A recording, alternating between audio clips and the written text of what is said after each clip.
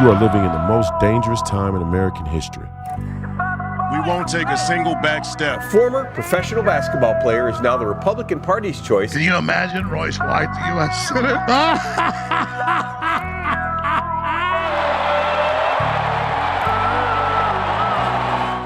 White won the endorsement on May 18th with 67% of the vote. There's nothing that guarantees we win, but I guarantee you if we lose, we will die.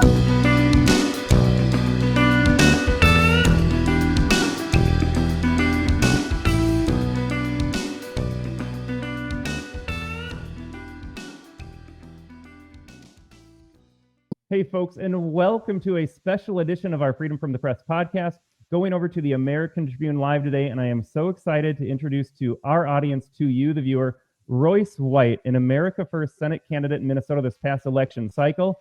This is the exact kind of candidate America needs to see run across the country if we're going to see real change. And Royce, welcome to the show. Before I pass it over to you, I just have to say, you are the people we need in the Senate because we just watched Matt Gaetz turn down his nomination because there are too many neocons, too many rhinos, too many establishment hacks still in the Senate. And what happens in Minnesota, I was just telling you before the show, if we can change Minnesota, we can change it all. And I think Minnesota presents such a great microcosm of the stronghold of this neocon philosophy, this we don't want to ruffle any feathers philosophy. They can do anything they want on the other side, but we need to play by a certain set of rules and we need to be nice to everybody, and it's just not working out anymore. But Royce, welcome to the show. Appreciate you being here today, man. Thank you. I appreciate it. Yeah, no, I agree with the sentiment 100%. It is the literal definition of controlled opposition when your political opponents or any other type of adversary in any walk of life shows that they've abandoned all the rules, yet you still play by not just a certain set of rules, but a certain set of rules that show that they don't work and they really don't have any shot of working on so many levels. You have fundamentally become the controlled opposition, and that's what we're suffering from in this party now. Some of these people play controlled opposition out of ignorance, and some of them play controlled opposition out of being in on it. Let's say, there's being ignorant and then there's being in on it. And it's hard to know which ones are in on it or which ones are ignorant, because a lot of people can play ignorant as well. So, we find ourselves in a precarious position where the number one thing we have to do is weed these people out. And that's why I love Donald Trump putting Gaetz up in the first place. If nothing else, it showed us what I've been saying about the Senate since the beginning, since I started to run, is it's not about beating Amy Klobuchar. The real issue is there aren't 10 America First senators across the entire United States Senate on either side of the aisle. And they just showed us, their hand in spades in that regard. So, we have that problem on the national level, the local level, the state level, and even the international level, as we see in these last couple of days. So, we got a huge hill to climb. Absolutely. I made the comment yesterday. Let me know if you agree or not. Right now, I'm very optimistic. I'm optimistic for the next 12 years. The media is collapsing. Corporate media is collapsing. What voters showed to the Democrat Party and Kamala Harris is we're not playing these games anymore. We're fed up with the lies. We see through it. So I'm really optimistic. Donald Trump's got 4 years. If it's Vance that picks up the torch or somebody else, I think we're going in the right direction. It is not Democrats that are the opposition right now. It's the neocons. We can, I'm not worried about the Democrats at this point. I'm worried about neocons, rhinos, the establishment Republicans. They're the ones hanging on to their power. I played clips of Tulsi Gabbard getting just libeled and slandered by Nikki Haley as she called her a Putin asset, spouting the Russian propaganda. You've got all these former Republicans that are Republican in name only going on about how Trump is a threat. These are the people we need to go after. You've got the Minnesota GOP that you know better than anybody, and we'll get into that in a little bit.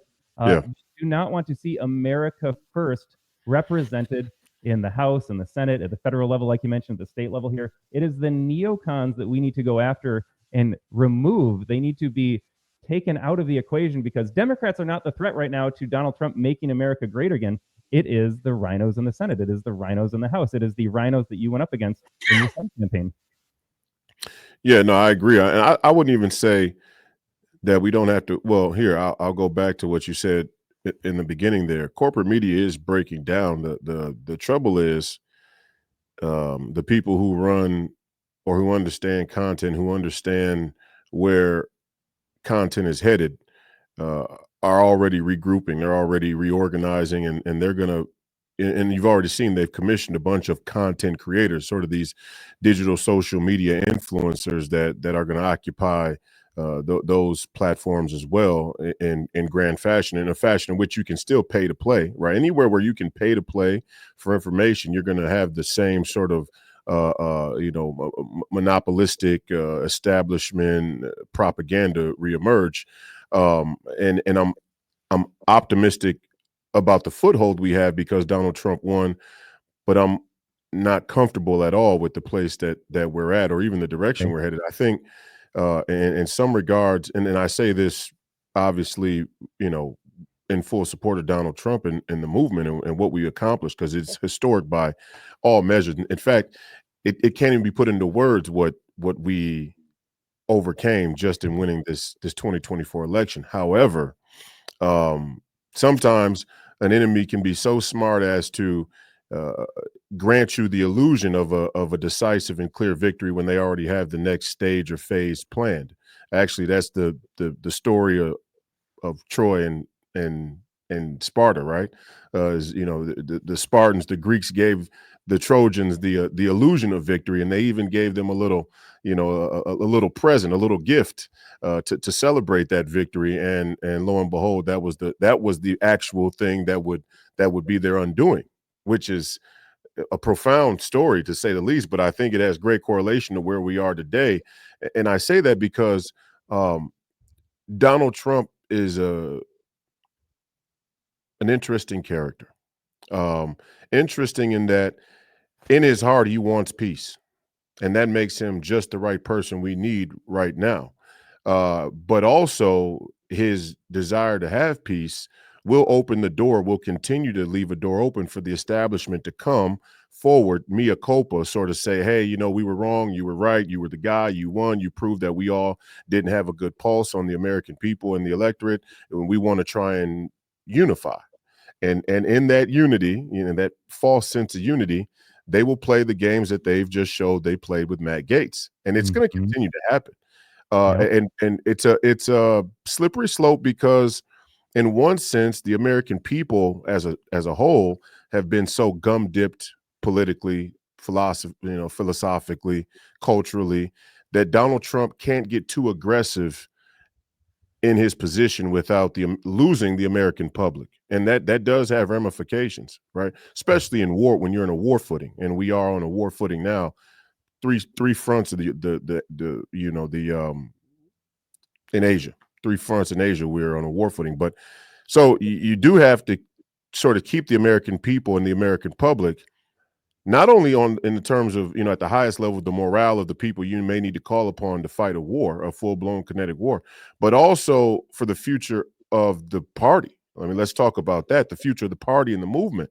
The future and the party of the movement sort of rest upon how Donald Trump handles this next 4 years. He could easily break the movement or set it back, and it may not be him. It may be people who he brings on and decisions that he has to, let's say, give to someone else, and they make a huge blunder. We got to thread a needle right now. So my point in saying that is, number one, the Democrats and the rhinos and neocons are all one group of people. Like, no separation between them. They just hang out in different places, but they all protect the same exact interests. And I think right now, the Democrats, and again, I want to say I don't think that this victory showed that the American people are headed in the right direction in any grand fashion. I mean, we won along the margins, and I think there was enough people on the margins who see the bullshit, who are saying, hey, wait a second, this mainstream media propaganda is getting so obnoxious and felonious. I'm just rejecting it on face value. But I don't quite necessarily think that those people, even on the margins, necessarily understand exactly why they should be rejecting the establishment fundamentally. And that is going to be a crisis, or that is the crisis of tomorrow. It's not about whether they were let's say disaffected enough to say, you know what, I'm voting for Donald Trump because I don't believe any of you people. Okay, but why specifically? And if we don't pin down and teach the American people specifically why they should reject the establishment, then we're bound to face another cohort of puppet politicians and candidates who are bought off on all sides, and they will defend the exact same interest that Donald Trump is threatening now. You make a great point. Yeah, and it reminds me, Donald Trump, I think he just got over 50% of the popular vote. So no, by no means a landslide, a referendum for the next 4 years. But you make a great point, and I want to repeat it to make sure I understand it correctly. We voted against Kamala Harris because we didn't want those policies, but you're saying at the fundamental level, do they necessarily align with what America First is about, where we actually do want peace? We actually want to stop the illegal invasion at our borders. Right. Or are they just turned off by some narratives that they hear? Okay, I didn't like the direction it was going. I don't know why I didn't like the direction it was headed, but we'll give Donald Trump a chance. Did I get that correctly? Right. I mean, yeah. I mean, do they actually understand the issues at a fundamental level? My sense of things is, no. You know, and I guess my race is such a great example of that, or maybe Minnesota's political landscape demographic is unique for whatever set of reasons. There could be a bunch of them, but I think my race shows a good example where there was a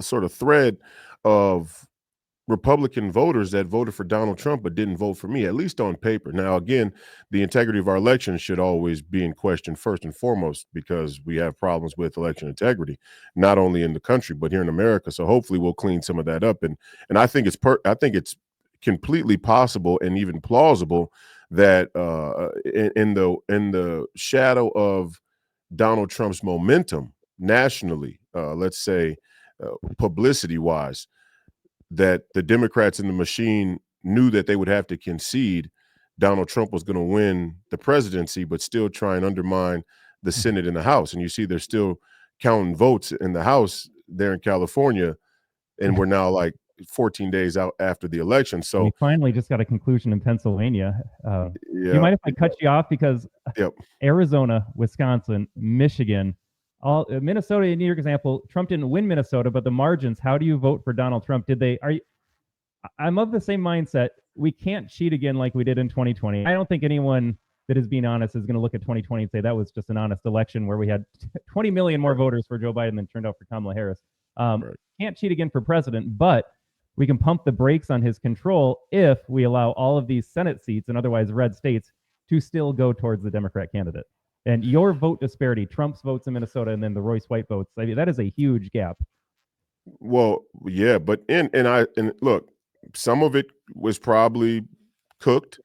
Some of it is that there is a Donald Trump supporter out there that may like Donald Trump because of his individual personality, his individual journeys, you know, his individual cachet and celebrity, and may not agree with the things that I'm willing to say.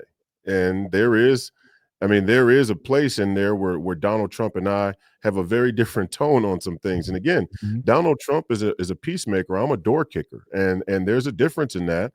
And where Donald, and I'm just going to speak frankly, you know, where Donald Trump has been willing to make peace and cut deals is exactly where the Rhino establishment has snuck in right alongside of him and stuck a knife in him. And he survived a great deal of stab wounds, and we can only hope that he's learned from those mistakes, and now he's gonna reconstruct his administration and the people around him in a way that really reflects the platform and the message, and you know, his sort of divine appointment, you could say. But look at, Chris Christie, for example. Chris Christie's probably the best example. It doesn't get any bigger, literally and figuratively, than Chris Christie being a part of the 2016 campaign team and then going on a full-blown Trump is the worst thing in American history tour during the 2024 campaign cycle. he is the literal and figurative biggest example of the snakes and vipers that are out there in the garden right now.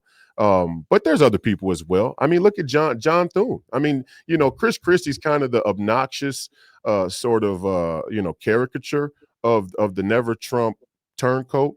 But John Thune is the real dangerous one, right? Chris Christie, we can all see. And right, he became so obnoxious. Nobody in their right mind really thinks Chris Christie has any credibility, except for the Democrats who will believe anybody who opposes Trump or the America First movement. But as far as that middle of the road sort of person, we see who Chris Christie is, but John Thune we do not see. I think a lot of people do not recognize. You know, for example, I'll go back to my race and the difference between me and Trump. I think Donald Trump actually believes that he can save the post-World War II democratic liberal order. I think that it's a complete scam, root and branch. I think it was a scam to begin with. I think the fundamental is off. I think the motivation was off. And so I think the post-World War II democrat liberal order needs to go. I think the international rules-based order needs to go. I don't think the set of agreements that the international rules-based order was based on are actually agreements that can be sustained. I mean, we're seeing that now. That this, at a point, that's not even really a conspiracy theory or even a theory. It's almost a fact. I mean, the international rules-based order has broken down, and we're already renegotiating it, but we want to renegotiate it under the same name. Well, under the same name, it carries the same history. And so you can't come to a new agreement under the same name with the same people from the same institutions and think you're going to get a different result. I think Donald Trump believes that he can save that globalist framework, but just change it to an American-led globalist framework. I would have to disagree with him on that and caution him to think long and hard about that. So I want to say, I don't think that your average American citizen, especially here in Minnesota, that may have voted for Trump but wouldn't vote for me, really understands what I'm even talking about. I mean, honestly, and I don't say that to be demeaning or try and you know, be disrespectful to anybody or kind of undermine their intelligence. Actually, I hate when politicians and all of these experts and pundits, you know, sort of talk highbrow and say, "Oh, the average American doesn't know enough." No, I want them to know. But we have created a culture where when people like me start to talk about the technicalities and fundamentals of our policy, especially foreign policy, people kind of got the tendency to kind of disengage from it. I mean, that is kind of the hallmark of this era in American politics, and it is the safety valve for the establishment, for the communists, for the globalists, for all these people who oppose American citizenship. That is their you know, that's their safety net. Their safety net is, we can, in order to get the conversation to a place that it needs to go, we've conditioned all of these average American citizens to sort of be turned off by that. So again, when I said in my race that the bad guys won World War II, or that quote unquote there were no good guys, as the electorate here in Minnesota, at least some portion of it, we didn't have the spiritual or political awareness to understand just how true that is. Not even that it wasn't offensive. It shouldn't have been offensive, but just how true it is. I mean, you know, first off, we were allied with a totalitarian communist regime during World War II that genocided at least 10 to 20 million Christians in Russia. So number one, we were already allied with people who were definitively not good people. They were not good guys by any measure. And what they did in Germany after the war that nobody knows about, they continue to that slaughter. Absolutely. Yeah, not only that, but then after the war, we decided that the Nazis were necessary enough to incorporate them into our academic universities and into our scientific you know, programs, our military and scientific programs with paperclip and you know a bunch of other programs as well. So we got involved with the Nazis. So we fought a world war between the Allied forces, the Axis forces. Our allies were communists, genocidal maniacs, and then the people that we absorbed, that we fought against, they were genocidal maniacs. So how do we think we're the good guys? And even furthermore, when you fight a world war, when people come to war on a worldwide scale, I'm hard pressed to believe that anybody leaves from that war without having given a piece of themselves spiritually. And, we kind of have this self-centered, self-absorbed, here and now narcissism where we think that our side of the football is always right. Well, you could be right intellectually, you could even be right morally or ethically, but once you go to exchanging blows, that becomes a very slippery slope in the spiritual consideration. So I think spiritually, when 76 million people are killed in 6 years, what it shows most is a lack of temperance, a lack of man's temperance, which is a very important Christian value and belief. So again, when I said that there were no good guys or that the bad guys won, well, after the war, we saw the rise of a military-industrial complex that still exists today. And it didn't stop any wars. It stopped world wars, but it didn't stop war. And in fact, the wars became more corrupt than ever. And I mean, what am I supposed to say about that other than there were no good guys here? Okay. We just tell ourselves a story in the West about World War II, and it's the anchor upon which all other foreign policy stands or sits.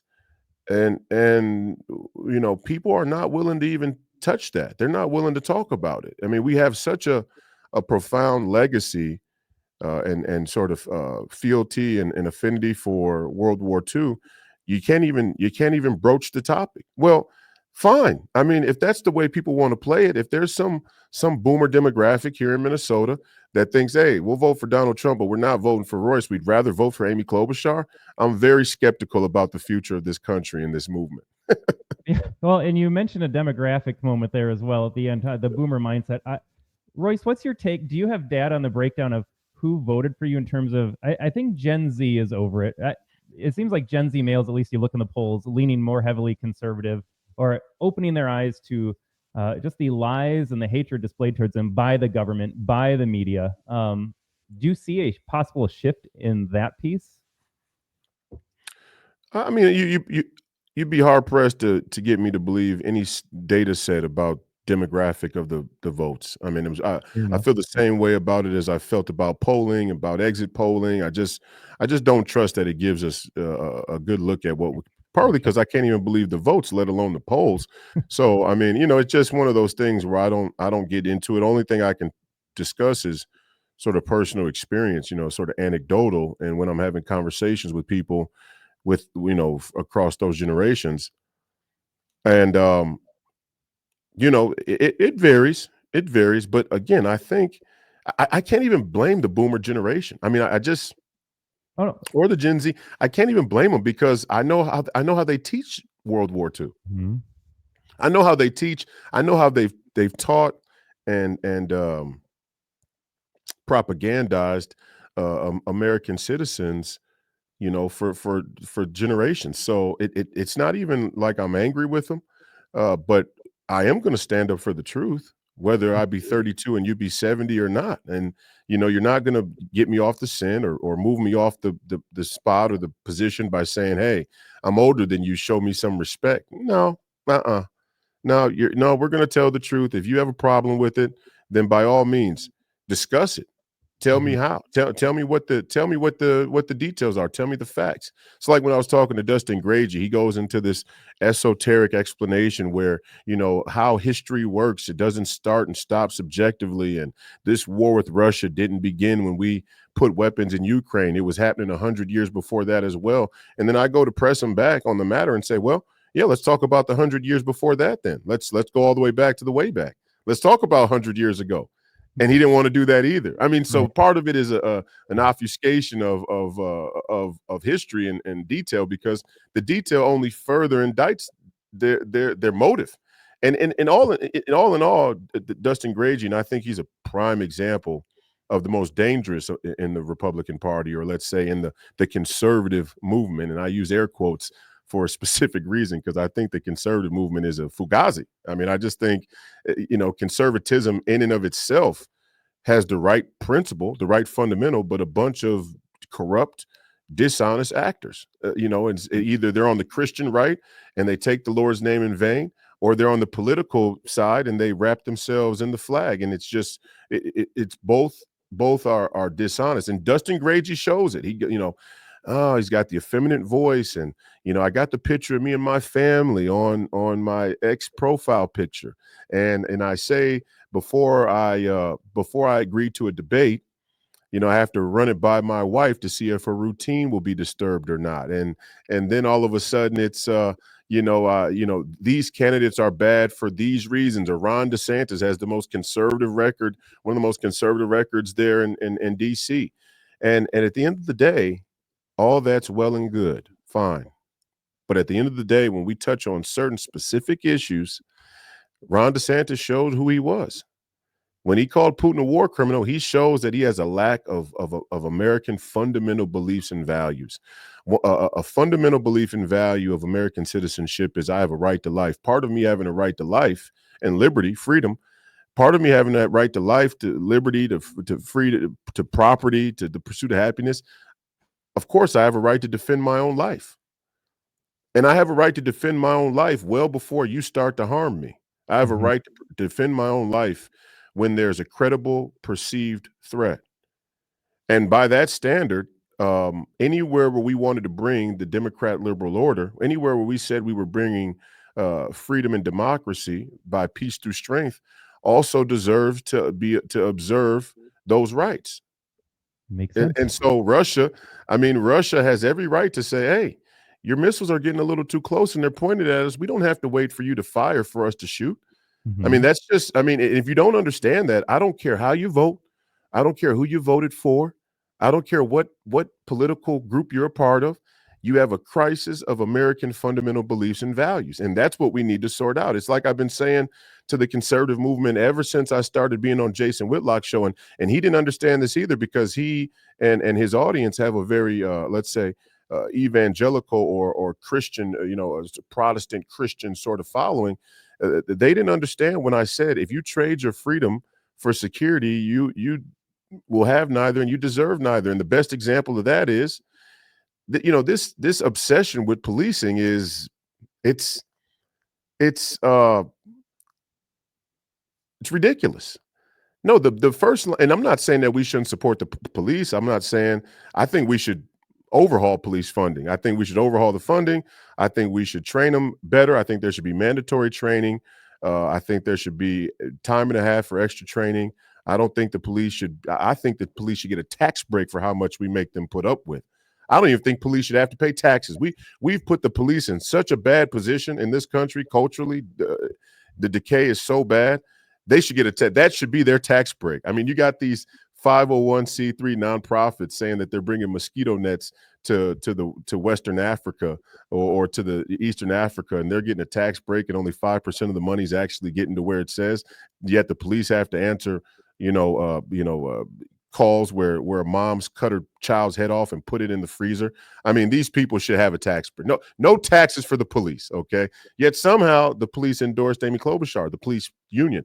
But my point is, I'm not saying anything about the police. What I'm saying is, when American citizens don't realize that the Second Amendment was put in place so that they were their own first line of defense, another crisis of American fundamental values and beliefs.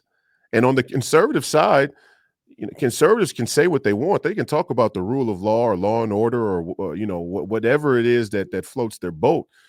You and I both know, and if they're honest out there, they know the reason they want a proliferated police state is so that first line of defense responsibility doesn't lay in their own hands. And that is the truth.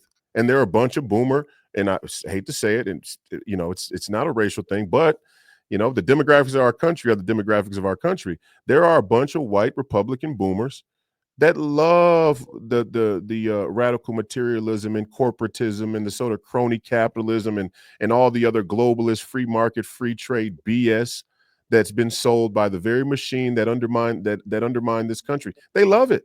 They love it. They're bought into it. They just have a different political view, right? I mean, it's kind of just like this. It's a LARP. It's a cosplay. It's like, yeah, but I don't agree with the taxation and the regulation. It's like, come on. Okay, you don't want to have to go and buy a gun and learn how to use a gun.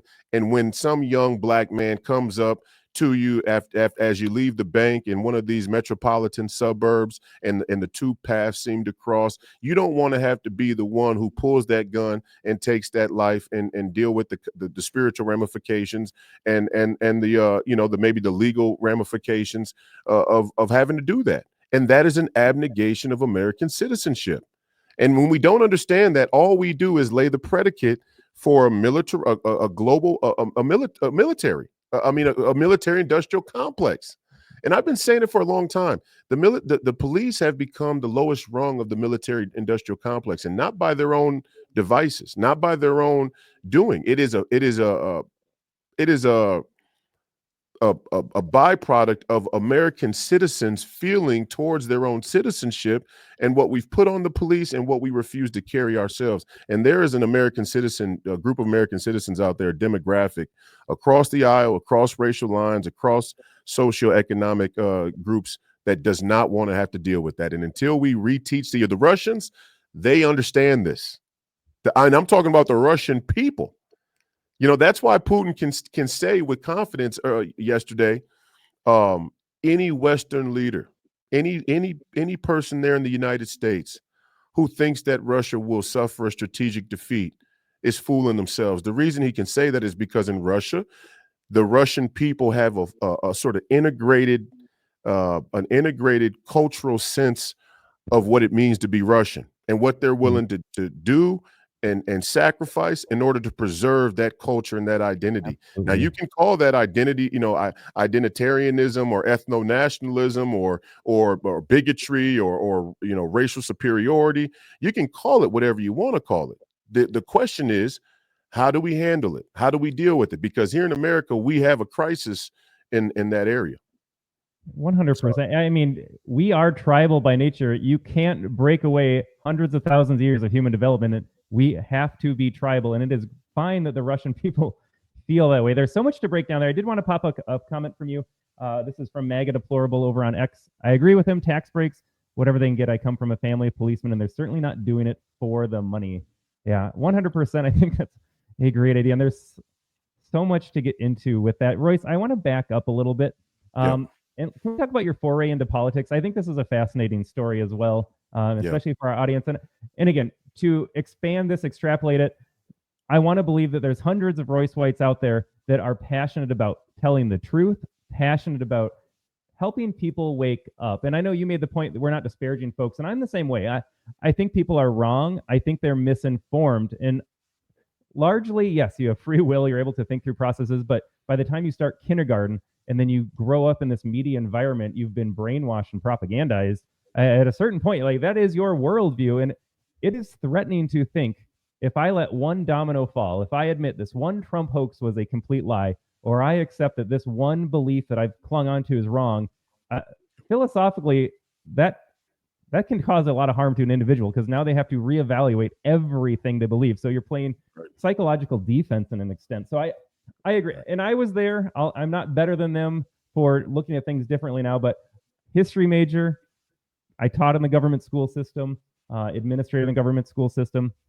I believed that for a long time. I operated in that worldview.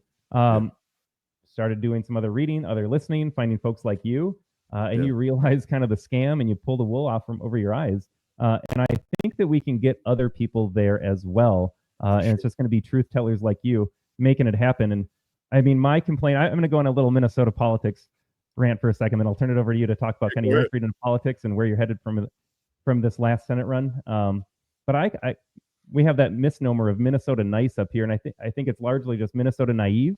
And Minnesota voters and all these neocon voters out there that were supporting Nikki Haley in the primary. With everything we're going through, I'm going to support Nikki Haley in the primary system against Donald Trump. They just want to pretend that their politicians are nice. They believe the lies that Donald Trump's a corrupt businessman, ignoring the fact that all politicians are corrupt. They want to pretend that because this person didn't say a mean thing, that they're not mean behind the scenes, or they're not mean towards you in their policies. They ignore everything that the policies do to them. But as long as that person sounds nice when they're campaigning, I'll go vote for them. But tell us about how you got started. Correct me if I'm wrong, you started in 2022. You were trying to unseat Ilhan Omar in District 5. Was that your first political run? Yes, it was. And what motivated that? What got you into politics? Well, it was a number of things. It started back when I was 21 years old, and the mental health conversation that I was a part of as a public in the public square. It was a conversation that was sort of new. It was sort of taboo. People weren't talking about it. People were just starting to ask certain questions in mainstream media outlets about mental health. How do we see mental health? Where are we on the topic of mental health as America? As the general public. And I was a lightning rod in that conversation because I had a huge political policy dispute with the NBA around their collective bargaining agreement, and that was the first time that I was really exposed to just how corrupt the mainstream media was personally, like where I was personally involved. And the way that the mainstream media came to the defense of the NBA was to say, hey, Royce White is just afraid to fly, and that's why his career is going to eventually fizzle out, and he just can't handle the physical requirements of being an NBA player. When that wasn't the truth at all. The NBA had a huge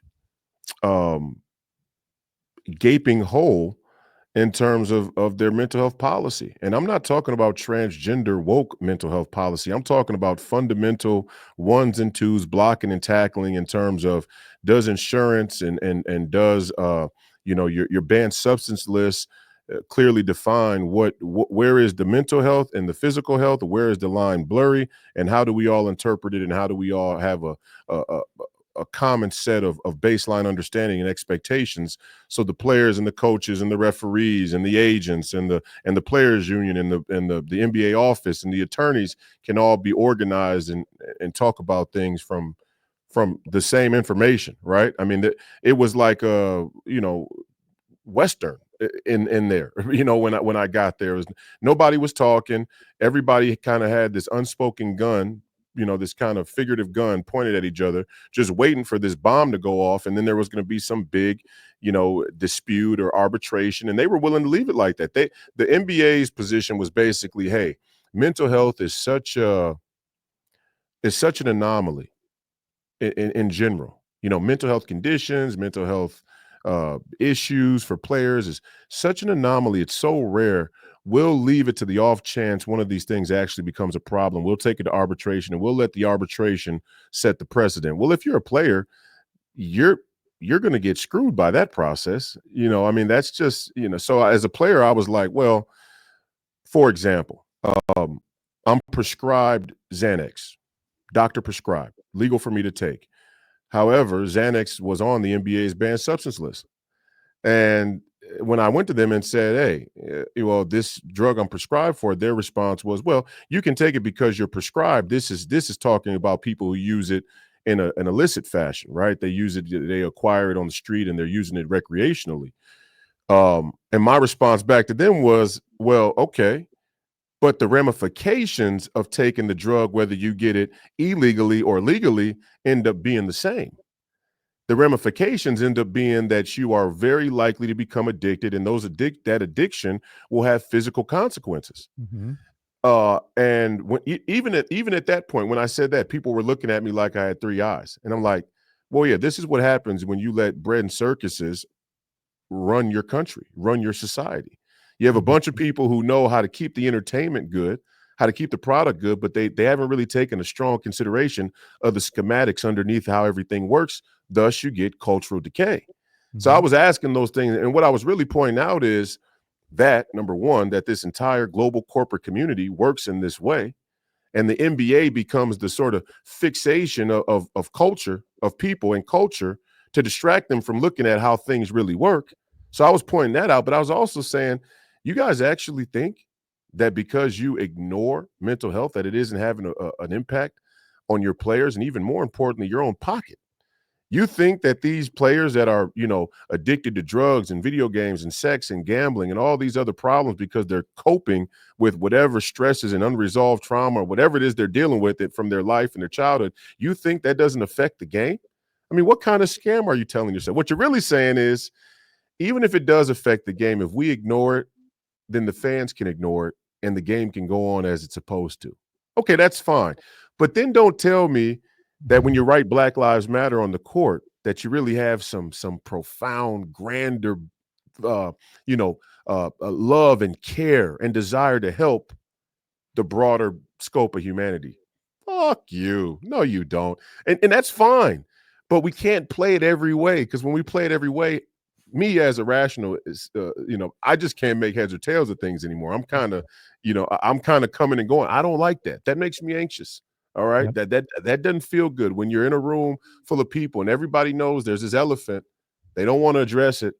And they're willing to act, and not only that, but they're willing to just walk around the room and walk around the elephant and act like it's not there. I mean, they're bumping into it. Ding. You got one player who gets caught for using cocaine, and it's like, well, yeah, he's just a bad apple. Really? I don't think so. I think there's a cocaine problem in the entire country, right?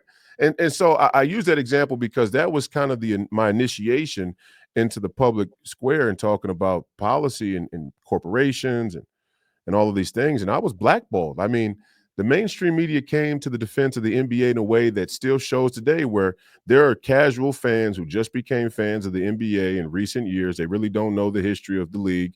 That the game has gotten big and very skilled and much more widespread. And so there are new fans, and they see my name involved in politics and they go, that's the guy who was afraid to fly. No, I was the guy who said that there was a lack of mental health policy. And then I wrote the policy, and then they implemented the policy, and then they blackballed me from the league because they couldn't come to grips with the fact that I had to beat on them when it comes to a policy. And so that was kind of the, my 20s. And then later on, right around 29 here in 2020, age 29, right here in 2020, the George Floyd thing broke out here in Minnesota. And I was like, oh, really? Oh, so this is the culmination. This is the culmination of a global corporate community that wants everybody to believe they care about the well-being and prosperity of the people. Really? This is how we're going to, this is the sort of climactic event, huh? Not a chance. Not a chance. Let's see who wants to talk about the Federal Reserve and fractional reserve banking. Zip. The whole establishment went quiet, and it was on both sides of the aisle. Oh, I yeah. mean, as soon as I marched people to the Federal Reserve in 2020, after George Floyd died, I became persona non grata. I mean, you could just feel it. And it was more so the Democrats than anything, because the Democrats were more aligned with me in talking about mental health, although they were doing it in a sneaky and self-serving sort of woke, precursor to transgenderism way. And that is why they were doing it. And that's why they hold me in such contempt now, is because they thought in their head, because I was talking about mental health as a sort of baseline issue, the human condition, they thought that I was all in on the woke transgenderism use of mental health. Absolutely not. Right. So, but they went dark first. They were like, nah. It was the Washington Post. They said, oh, rising young activist stands up tall in Minneapolis's time of need to lead people. And they never once mentioned the Federal Reserve. They never once came back to follow up and ask me, why did you bring people to the Federal Reserve instead of the police precinct? And then the conservative media, because I was associated with, quote unquote, Black Lives Matter protests, the conservative media didn't want to ask the question about the Fed. Mm-hmm. It wouldn't be until later that I would realize that the conservative media doesn't want to talk about the Fed either, regardless of Black Lives Matter. Right? I mean, so that was kind of the jumping off point of politics for me. And then right in 2022, I mean, I started running a race about 9 months out from the 2022 midterm. So it was all kind of in that same 24-month period from 2020 and George Floyd up until the 2022 midterm election. That's fascinating. Yeah, the comment on Black Lives Matter could not be more accurate. Yeah, and we could spend another hour talking about the Fed and your thoughts on that. And I don't know. Donald Trump talked about getting rid of the income tax. We will see. We will see about that and abolishing the Fed. So you run for the House in 2022. It's a large Democrat district. Did you feel like that was a run to get your voice out there? Just wake people up, spread the message. Was there a chance to win that race? Did you think, like, we have to expose Omar, we've got to expose the Democrats? And I'm not trying to put you on the spot saying, I'm not saying you're running a losing campaign. I'm just kind of curious, like, what's the thought process when you're running? Just kind of curious your thought process. Yeah. No, I get the question. The thing people have to understand about elections and campaigns are, the result will be the will of the people if your Mhm. elections are fair and equal, right? I mean, that's kind of the huge if. I mean, right now that's the huge if. Are the elections fair? Number one. But if they are fair and equal, then the results will be the will of the people. And the will of the people, even if decided in majority, doesn't always necessarily mean that it's right. And that also applies to smaller subsects of the country and smaller jurisdictions and smaller down ballot, more local races, whether it be, a statewide race all the way down to a congressional district race, maybe a state senate or state house race. I mean, all of these individual locales have an individual will of the people that may or may not be right, right or wrong. So in Congressional District 5, what you have is Hennepin County that has been overwhelmingly Democrat voting for a long time. Really, it's the main reason why Republicans don't win the entire statewide elections, or in Minnesota, is because of Hennepin County. If Yeah. if it weren't for Hennepin County, Republicans would always win here in Minnesota. Mhm. So we don't really have a Democrat or a deep blue state. We have a very red state with one deep blue county Yeah, that the map makes is up. fascinating to look at. Yeah, pocket of blue in Hennepin, pocket of blue in Ramsey, red. Yeah, yeah. I mean, well, you got to come. I mean, up there in the Iron Range, and you got down there in Rochester area, a couple other big Rochester. metropolitan areas, a couple counties that go blue. But the point is that Congressional District 5 is the beating heart of the Democrat stronghold, right? Right there in that sort of Minneapolis, greater Minneapolis area, and Ilhan Omar, she's a powerhouse, not just because she has that far left leaning progressive sort of radical leftist grassroots energy and momentum and support behind her, also because the Republicans love her. They love her being in office because they can raise money off of her. They love to hate her. Yep. They love to hate her, and they make a caricature out of her, and everybody gets caught circling the Ilhan Omar wagon. And my thing was, let me draw her out. I want to actually debate the issues with her. I want to go into Hennepin County, and I want to a lot of what campaigns become are rangefinders, especially when you have areas that have been held or controlled by a certain party for so long. You need to go in there and figure out what's going on here. Like, what do people actually think? What is the worldview here? What are the opinions and what are the set of facts that make up this, this political ethos here in this area? And so when I got into the CD5 race on the Republican side, what I realized right away was the Republican presence, I mean, at a party level in Hennepin County, in Minneapolis, was all but non-existent. In the primary in Hennepin County, I mean, the primary in Congressional District 5 in my race, because I ran a primary, in the primary, only 10,000 Republicans even voted in the entire primary. 10,000 people. So, I mean, it says a couple things, and I'll get to that in a moment. But in the Republican Congressional District Convention, where we endorsed a Republican candidate, there were 200, I think there were about 200 or so people in our Congressional District Convention, delegates, right? And the room was split about 48-52, 47-53 or something like that, like 100 and 14 to 137 votes. And my opponent at the time, Cicely Davis, she won the primary. Now, she had all the establishment fixings, right? To come in, that she had the former chair of the congressional district, Mark Miller, who's a devout Zionist, and I'm sure believed that Royce is an anti-Semite. Her campaign manager was running around telling people I was an anti-Semite. She had the support of the same financial backers of Nikki Haley. I mean, the exact same people as Nikki Haley. Okay, and so yeah, she was able to pluck another 20 votes in the middle there, or on the fence to get the endorsement. But the telling sign from that convention was I stood up and asked the entire room, "Are we the party of God?" You can go and watch that congressional district speech from 2020 on my Instagram page, and the room went nuts. I mean, there was a real division in the room. I mean, there was pandemonium. I remember there was one woman on the far left side of the room who yelled, "You don't have a corner on God." And there was a young gentleman in the sort of the middle of the room who said, "Yes, we do." And so I had walked into a sort of, a sort of tension around the issue of God and religion and faith that would become in great part the springboard to how Donald Trump has progressed along the MAGA movement in the country for the 2024 race that he just won.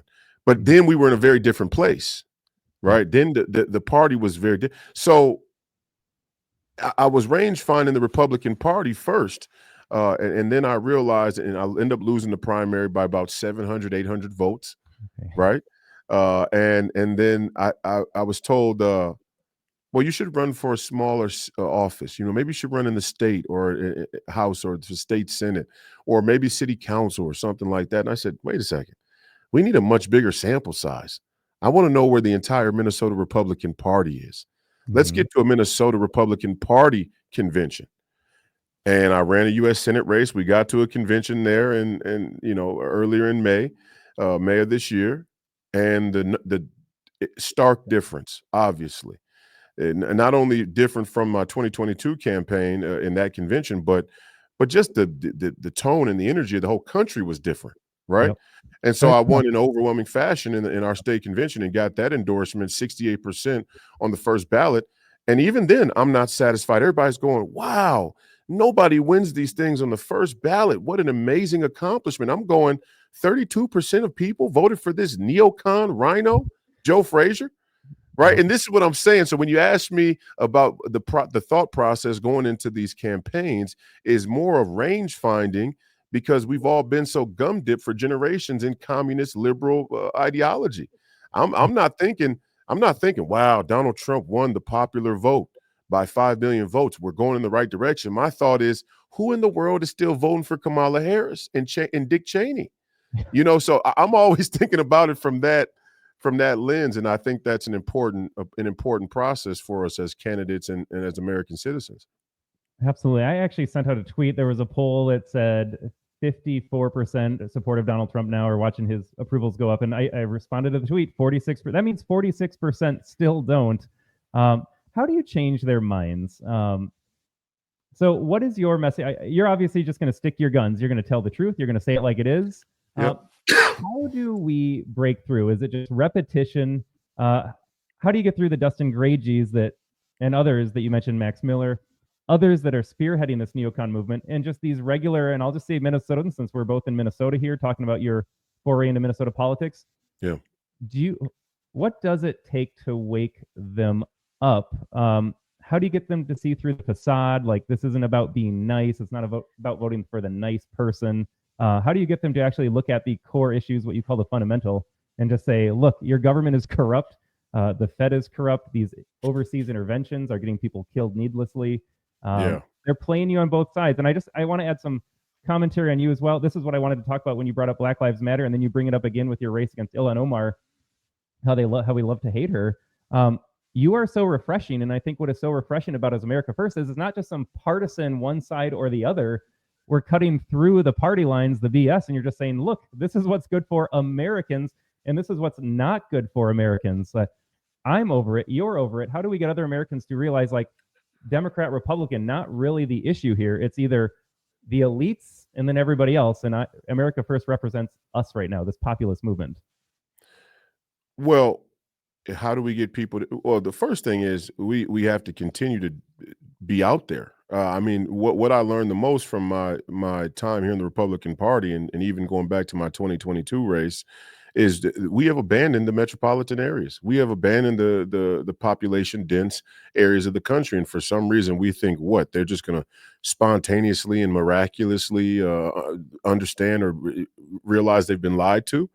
Some of them will, and some of them are. I mean, you saw a huge contingent of people, at least, who poured out on the social media that were in support of Donald Trump from Black communities and other minority, quote unquote, minority communities all across the country. But does that mean that they're willing to cast a vote for Donald Trump? Does that mean they're willing to vote Republican down ticket? Maybe not. Just because they support Donald Trump doesn't mean that they understand the fundamental.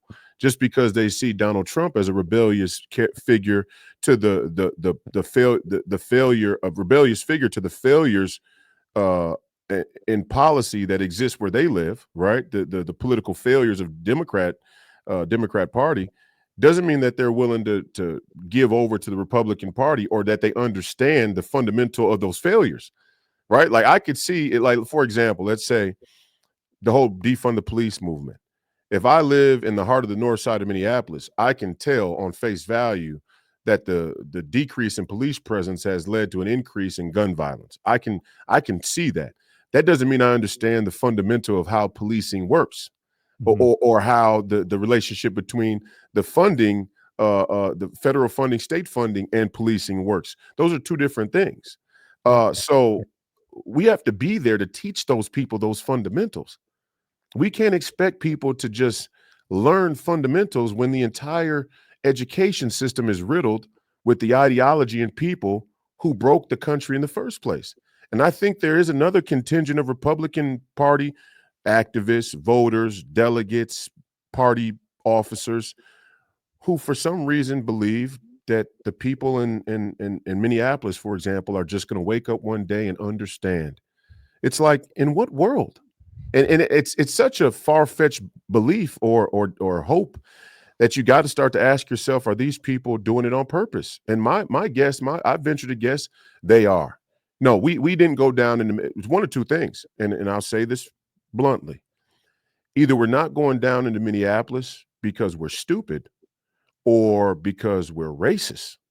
Yeah, and that's the ugly dark side of this coin. And I don't mean to throw the race card out there. I know that's like a cardinal sin in the conservative movement to even talk about racism because the Democrats have played it up so much, dishonestly, by the way. But there is an element to it, because you got to ask yourself. You go, well, if the goal is to win elections, in order to win elections, you have to change people's minds who think another way for whatever reason they think another way.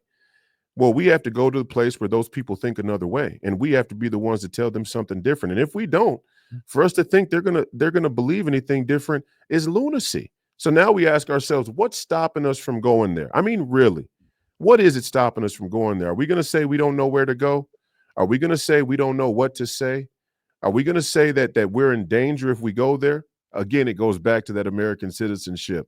You get a permit to carry a gun. You carry a gun just like the apostles and the pilgrims and the people in the times of Christ. Peter carried a sword on him. He wasn't walking around, barefoot and empty-handed. He had his sandals and he had a sword on him, and he was willing to use that sword. Even one time, Jesus had to calm Peter down. He said, "Hold on." Peter went and he cut the ear off of the centurion guard, and Jesus goes, "Whoa, dude, slow down. You're not going where I'm going, Peter.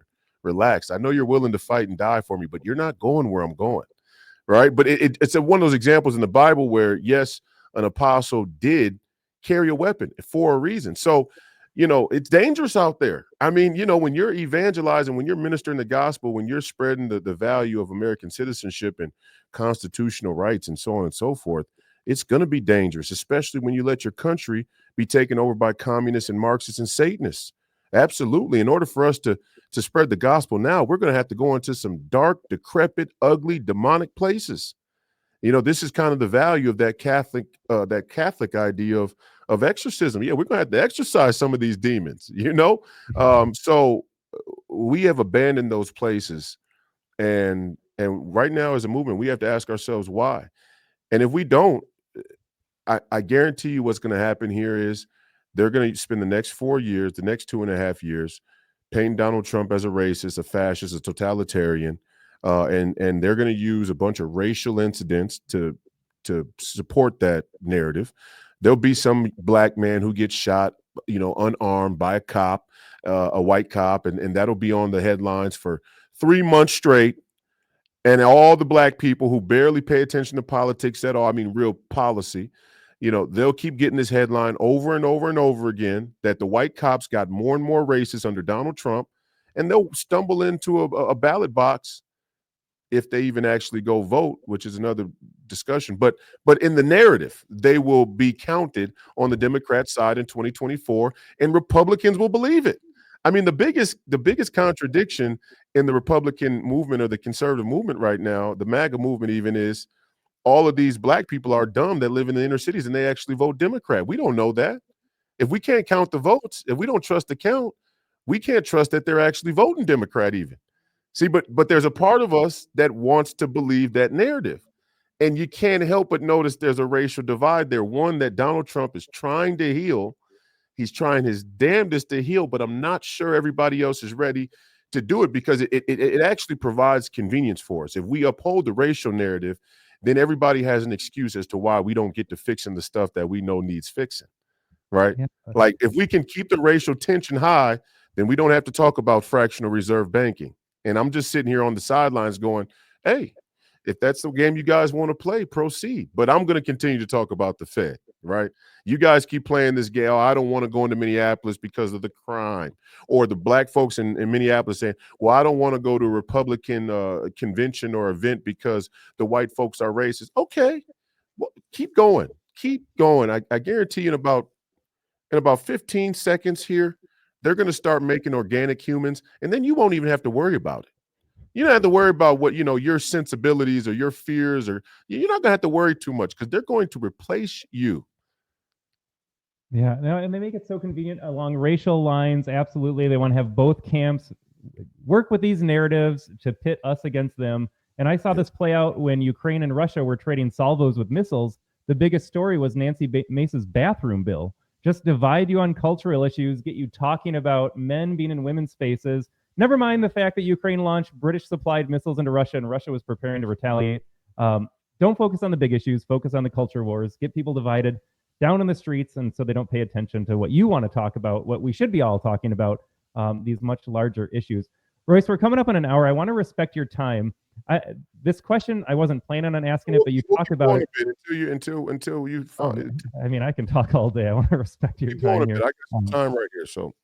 This is a fascinating conversation, and I just wish more people were ready for this conversation. And I think we'll get them there. And so that leads me into my question. I am not personally familiar, so I'm just asking as Todd. My audience is smart. They probably know already.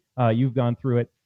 When you're knocking on doors and you're saying, I'm running for office, vote for me, is it because, and this is related to getting to people to understand the fundamental and not just vote for a candidate in this case. Are you saying vote for Royce White? Or do door knockers typically explain what the issue is? Because I got to guess most Americans don't like what's happening with immigration. I'll just use immigration and foreign wars. I got to guess most people don't support this. Are we breaking this down when we knock on doors? Your campaign knocks on doors? Or is it just like, vote for Donald Trump? I see that you're a low propensity voter. I'm going to get you out to vote for Donald Trump. And then I go knock on the next door. Like, what does that process look like? Well, the first thing to come clean about is I can't be sure what everybody's doing when they're knocking on doors and what they're saying, because I understand. Yeah, fair. Especially with a statewide race, right? I mean, there are people knocking on doors that I've never even met or talked to. What we tried to emphasize to everybody who we could that would maybe be branching to other networks of people that would door knock is to say, here are the issues, border debt forever wars, and those were the main theme. That was the theme of my campaign from the time of the convention. Our country's bankrupt. We got to close our border. We got to end these wars. And without doing so, you don't have a country. You don't have country. You don't have citizenship. You don't have citizenship. You don't have rights. You don't have rights. You don't have freedom. It's pretty basic, right? We try to get people to explain that, when they go door knocking, but who knows if that message got delivered. Part of the problem with door knocking in general is people don't even answer their doors. And, that's how kind of distrusting and disconnected our society has become. People don't want to answer the door for random strangers, whether they don't want to be, solicited or whatever the case may be, afraid for security and safety. All of it is valid. But people don't knock doors. And see, this is like, you saw this at the end of the campaign when we were going to try and go into Pennsylvania and ensure the victory in Pennsylvania. All of a sudden you had people popping up saying, well, why don't we go to these Pennsylvania University football games? I mean, first off, yes, very good idea. Secondly, we were already doing it in Minnesota and had been doing it for months. And I told everybody on the national level that this is what we were doing. Now, maybe somebody picked up on it and thought it'd be a good idea, or maybe it just happened organically. But these are the type of novel things that for some reason, whether it's because the party is a little bit older and ossified or because we have a crisis of controlled opposition, for some reason, we want to keep going to knock on each individual door as though we don't realize people don't want to answer. I mean, the people don't want to answer. What more do you? I mean, it's just it's a waste of time. It's a waste of money. It's a waste of resources. Why wouldn't you go to the bread and circus events where all the people are congregated in one place on a recurring, predictable basis? The only answer is you're either stupid or you've been paid to lose. And we have to get serious about this now. Like, there should be a Republican Party presence at every American professional sports event in the country all year long. So, and then this goes for everybody. RNC, Laura, love you, support you. Call me. I'm going to help you people now, okay? I'm going to be the tip of the spear. With all due respect, I'm going to help you all. Every bread and circus that this establishment has built to brainwash and distract the American people from what's important, mostly their policy and the people who represent them, those places we need to be at every single time. If it's a street team of people who are handing out literature, passing information, even if they're just smiling and waving with Republican merchandise and apparel, whatever it is, we need a presence in these places. Why? Most of these events happen in densely populated Democrat areas. Mm-hmm. Yes, and being in front of people does go a long way. What I found out in my campaign was people may not understand the Republican Party. They may not be able to distinguish between Donald Trump and George Bush. They may still believe in some loose sense that Republican voters are racist, but they were willing to vote for me. And not only that, they were willing to hear me out. They were willing to listen. They were willing to listen when I said, hey, we got to stop getting involved in all these forever wars and sending our money to Ukraine. People were going, yeah, no, I might not even vote for you still, but I agree with you on that. And see, the longer you're there, the more you can piece together the common sense policy approach that we believe in. And before you do win people over. And it has happened in certain places all across the country, but not nearly enough. And so that's when I say abandon door knocking. We're not at a place in this country where people want to door knock. Go to the place where the people are. That's the point of politics. We know people love sports like religion. It's a problem for our society, one that we need to change. Hopefully we can. But until we do, it is what it is. And we need to go where the people are and preach the gospel and the value of American citizenship. And if we do that, we're going to start to make if every local house, state house, state senate, congressional district, statewide candidate focused on the professional sporting events where 10 to 15 to 20 to sometimes 70,000 people are coming to a politically neutral event, really, because you got to, like, even in Minnesota Vikings, for example, I can't tell you we were out there at the Vikings stadium. You'd have some people look and go, F Royce White. We got people holding the signs up to Royce White for Senate. People, oh, F Royce White. He's an anti-Semite. And then you'd have people that walk and go, we love you, man. Like they were just excited about taking pictures. So it tells you that sporting events are somewhat politically neutral, which is a good thing. That means you're catching people in a spot where they're kind of on the fence just by natural osmosis. And that's exactly where we want to be. And we want Democrats to see that there are independents and Republicans that don't feel the same way about candidates and about policy and politics that they do. We want them to see it personally in person. We don't want it to be this echo chamber and zeitgeist just on social media or on television where I have to look at Fox or CNN to try and discern. No, I want you as a far left-leaning liberal to come to a Minnesota Vikings game and think Royce White is the worst candidate ever and see another person run up and hug me in excitement and take a picture. That's the real function of politics. And we don't do that. And we don't do it for a reason, because we really don't want to win, because winning would mean we actually get control of the thing, and then the responsibility is on us to deal with our own corruption.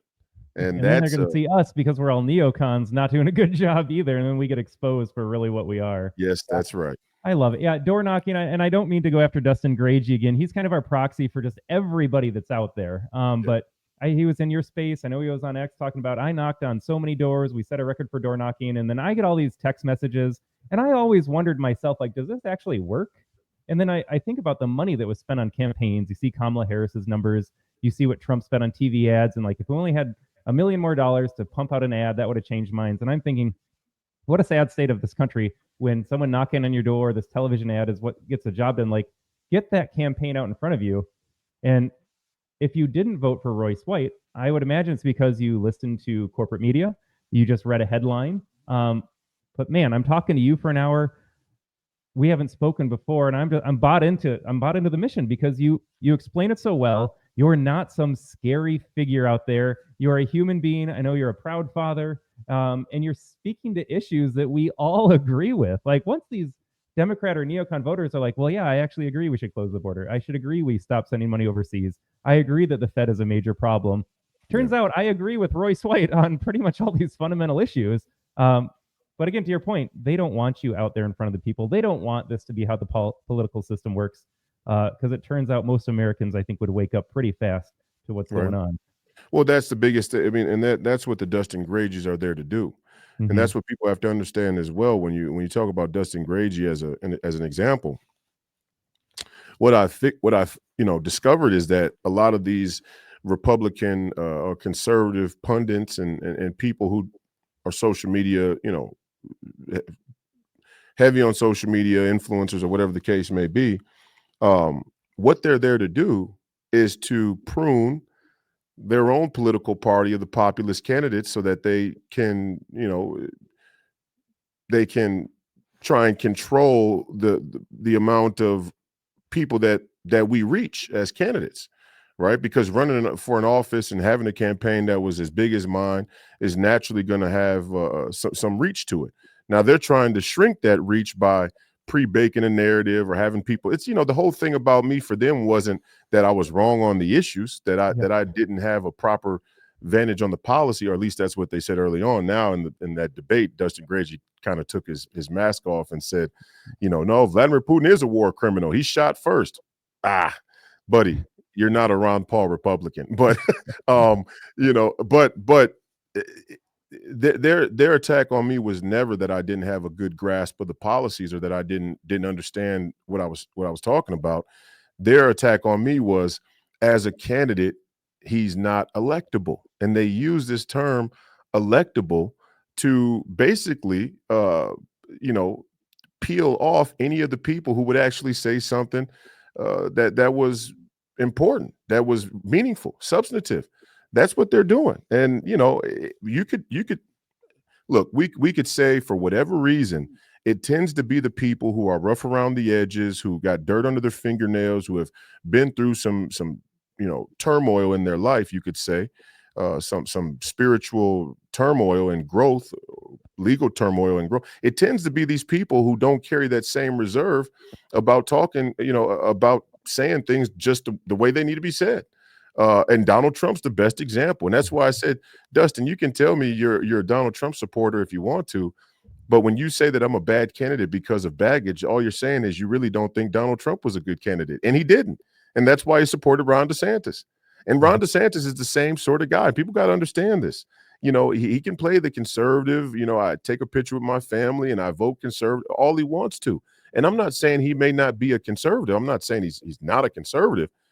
But what I'm saying is, where the conservative movement becomes the greatest form of controlled opposition is right there in the military-industrial complex.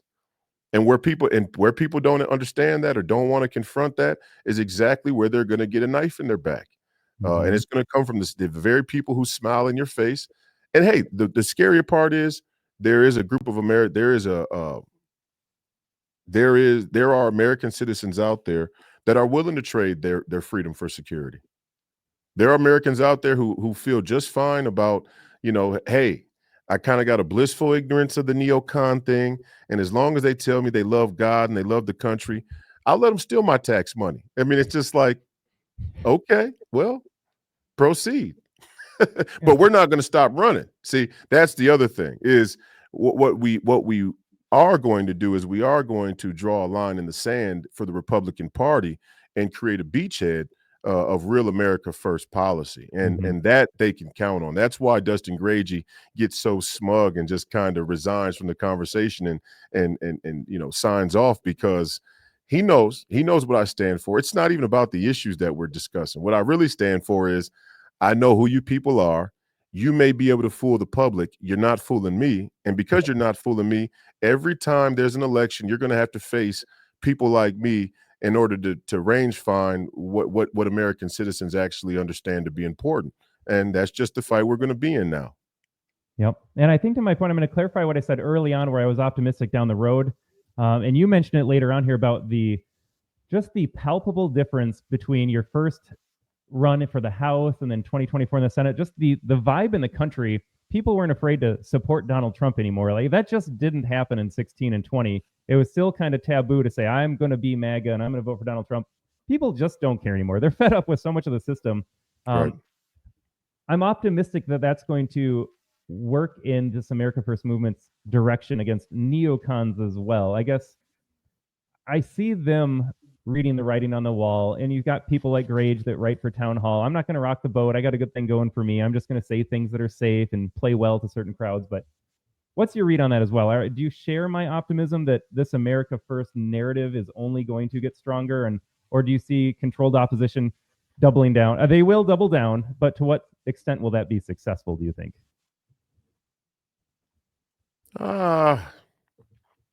It's going to get stronger in that, the America First movement is so in order with it's so in order with the natural human biology that it's hard for it to do anything but grow. The rate at which it's going to grow is the question, and how much time we have for it to blossom into what it needs to in order to save the republic or keep the republic. Those are obviously the questions, right? I mean, I don't have a crystal ball. I mean, if we go to nuclear war with Russia next week, I guess the American First movement failed because it was too slow. It was too slow coming. But if we get 3 generations now of America First politics and dominance in the Republican Party and in this country, we may be able to salvage the republic, and that would be the ideal situation. My concern is that there's still some issues in here that we're unwilling to touch. The main one, and I'll just say it because I guess you're not supposed to be able to say it. The main one is Israel. Yeah, I mean that becomes the sort of safety net for the uniparty and the establishment to preserve the military-industrial complex and the idea of globalism. And it's not a comment about the Jews or anything. It's about the way that Israel is used politically, right? And those are two different things, right? It's different to say I hate the Jews. That's ridiculous. I mean, and people don't really say that unless they're controlled opposition, and they are out there. They are out there kind of doing that I hate the Jews thing just for the theater and the effect.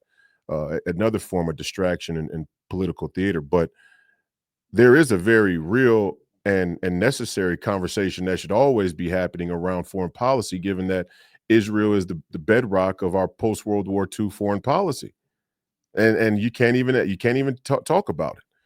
And I had a good friend of mine who said it made a very important, said something very important. He goes, if Judaism, the religion, is so close to Israel's policy that I can't criticize the policy, then inevitably everybody will be anti-Semitic.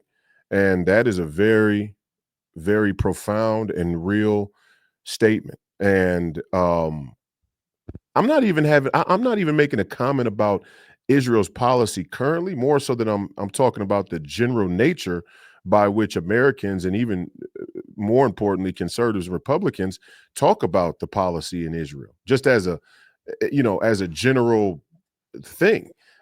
We can't even discuss it. You have to support the policy of Israel, or you're considered an anti-Semite, or you're considered an enemy of Israel. And which is strange because there are people in Israel, Jews in Israel, who are conservative, that have similar criticisms of Israel's policy and have huge criticisms of the way America has handled their Israel policy. And in some ways, you could say handcuffed and handicapped Israel. Like, for example, Obama was the one who signed this 10-year armament deal with Israel, where Israel was going to buy their arms from America, but they had to buy them exclusively from America.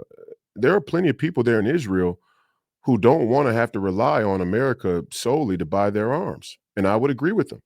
And again, if we go back to that fundamental American beliefs and values, you know, our being the sole producer of another country's ability to manufacture the tools they need to defend their own freedom is not an American belief.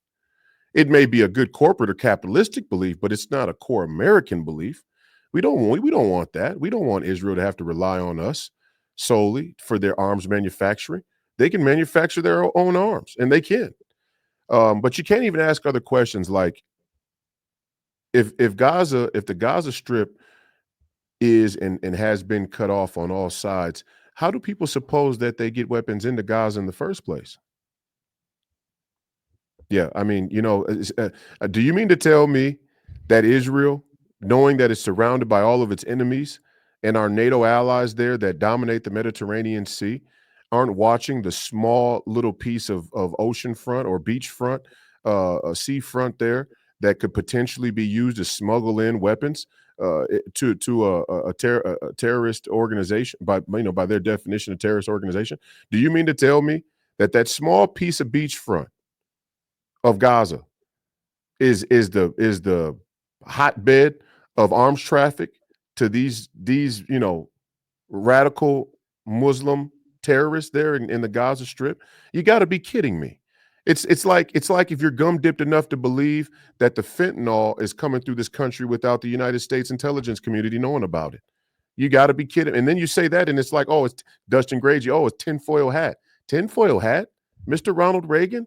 Mr. Iran-Contra? Another name you can't say. And I'm not blaming Ronald Reagan for the Iran-Contra scandal. But what I am saying is somebody knew. Somebody knew, and it wasn't just Oliver North. Yeah, right. I mean, in order to trade guns and dope and money, a lot of people got to be in contact and in touch. Okay. Mhm. And to think that the three-way trade of guns and dope and money still doesn't happen today between us and Mexico and wherever else these materials are coming for, it's just naivety. It's just it's immature. It's childlike. Willful Right? ignorance. Yeah. Yeah, I mean, so again, and I go back I gave an American example to hopefully be able to prop up the example there in Israel.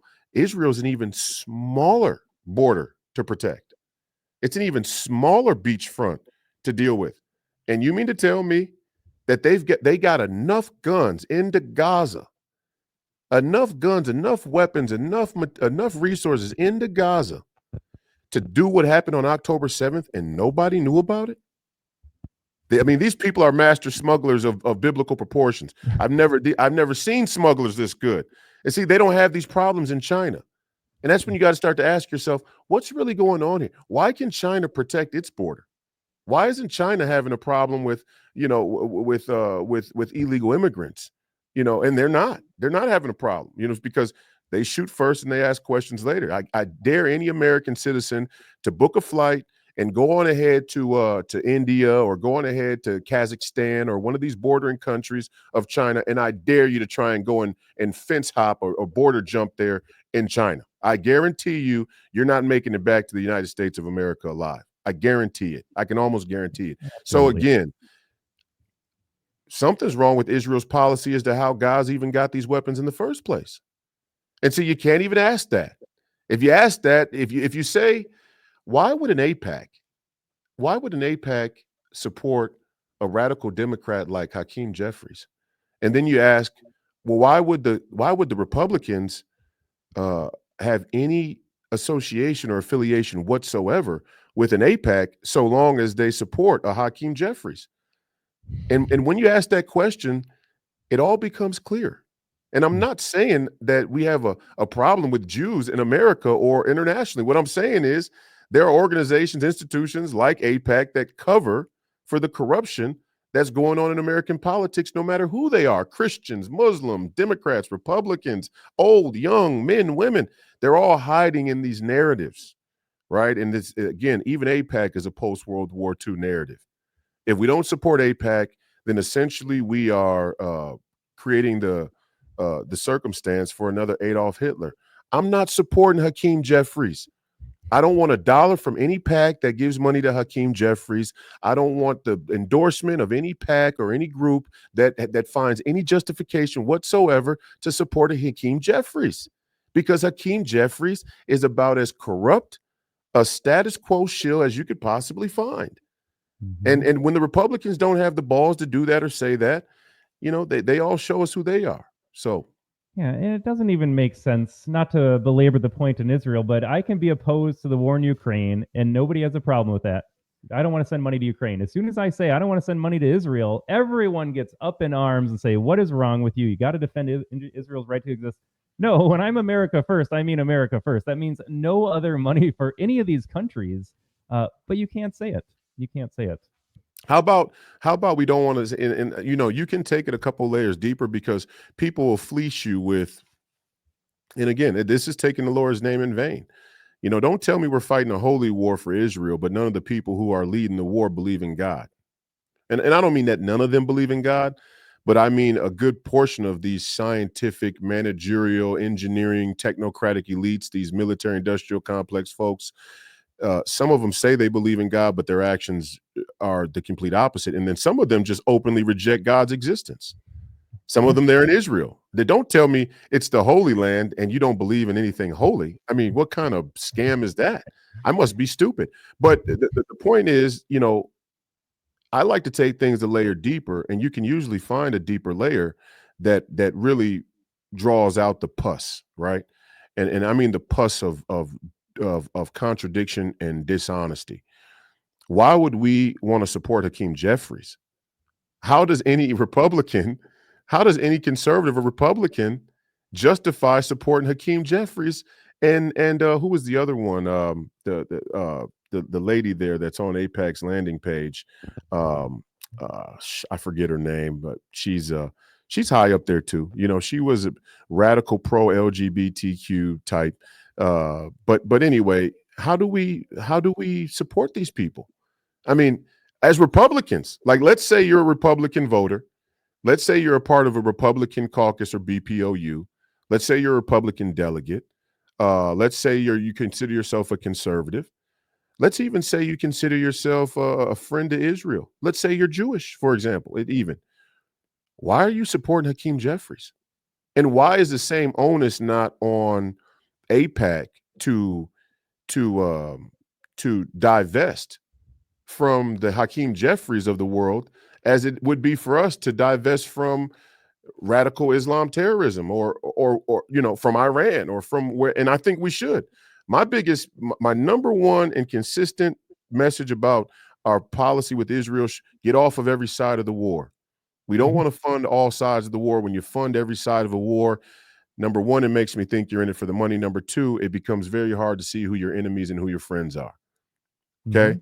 So we should stop giving money to Iran, obviously. But if we're going to stop giving money to Iran, that would also mean we need to stop giving money to China. And see, everybody knows that, but they don't want to go there because the China gravy train is too big. So then don't tell me, all you free trade, cosmopolitan, sort of international Atlanticists, elites, don't tell me you love Israel and you're going to keep letting our supply chains be there in Beijing, in China, because then you know you're giving money to Iran. So really, you're just telling me a story. It's like supposed to keep me comfortable at night. It's like, what? You like, for another example, stop giving guns. We talk about this issue in Mexico. And there was a Democrat I was talking to the other day, and they brought this up to me, and I thought to myself, oof, that